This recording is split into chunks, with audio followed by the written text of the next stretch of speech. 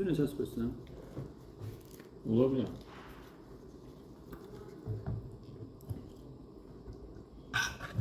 سلام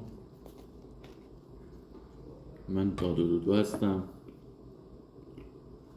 امیدوارم بفرمایید. همیشه خوش باشین. یه املت در کنار پسر خاله عزیزم. خدا هم دیوید اسپانیایی رو بمیشه نهاری بخشید. واسه نهار درست کردیم. سوال اول چرا تو موقع واسه صبحونه میخوری پولداری حساب میشه، اما واسه شام میخوری میگن آقا این هیچی نداره. ما سعی کردیم وسطش رو بگیریم، یا نهار درست کنیم که نهار بخوریم.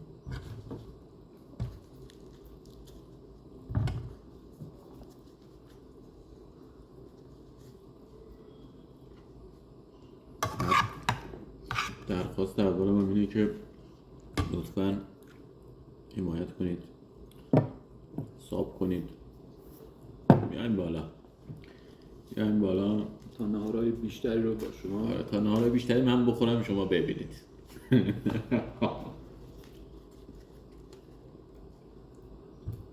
البته شما ها واسه نهار چلو چاباق میزنید.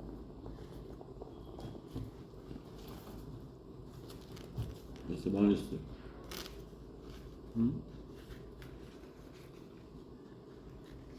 چیزی که مشخصه اینه که ما الان توی مغازه هستیم. به خاطر مسائل امنیتی شغلمون نمیتونم بشم. اما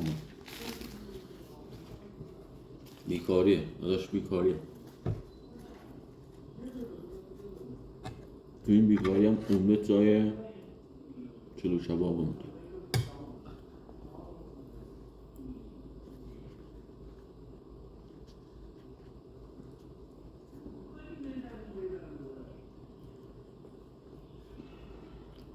یه درخواستی دارم با غذاهاتون مشابه نخورید.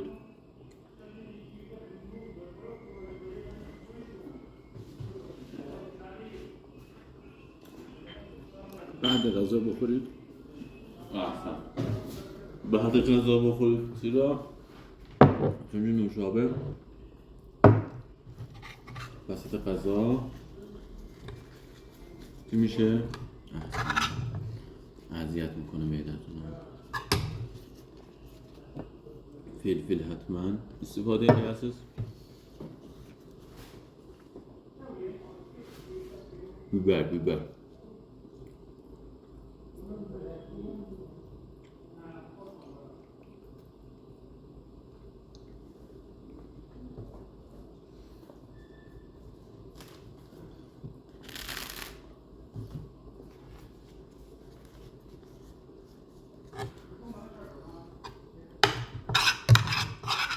وقتی غذا رو محل کار میخوری صورت عمل خیلی مهمه، خیلی.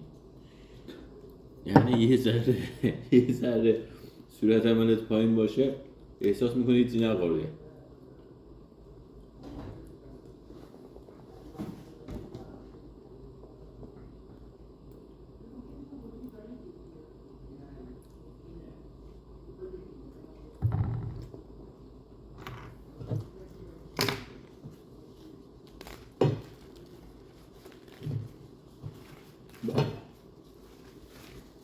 خدا وکیلی.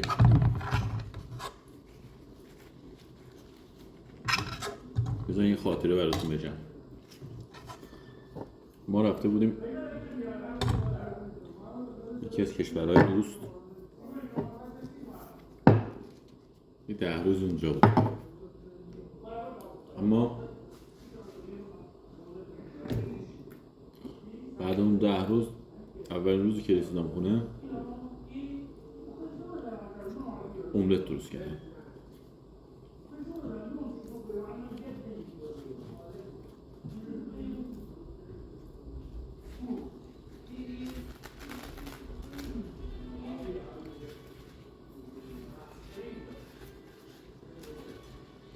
چون اونجا املت ندارن که. ایلان قورباغه میخورن اونجا. آدم یه از ایلان قورباغه هم زده میشه.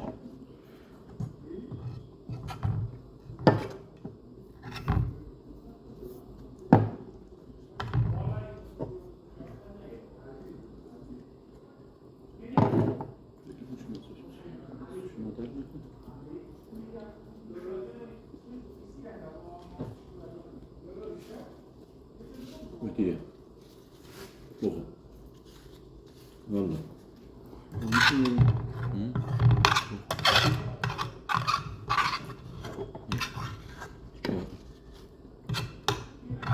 آخرین لقمه رو محکم‌تر بزن. چهار شده.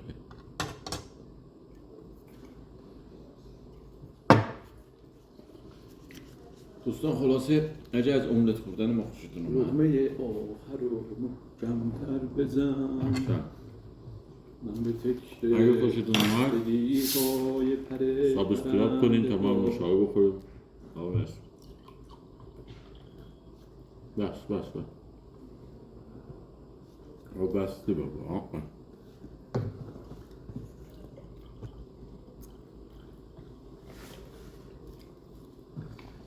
تاریخ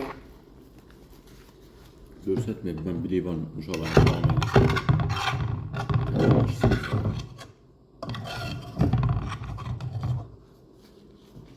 Yem Samet ya.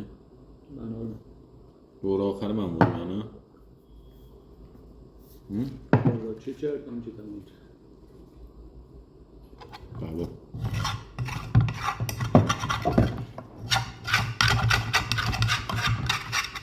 انیمیشن چه من صاحبم داره یه نوشیدنی مشکی رنگو میفرسته پایین.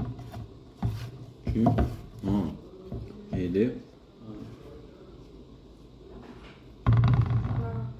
سلام آقا بارسا یوتیوبر جوان مثلا من بگم روغن رو به گوزی داری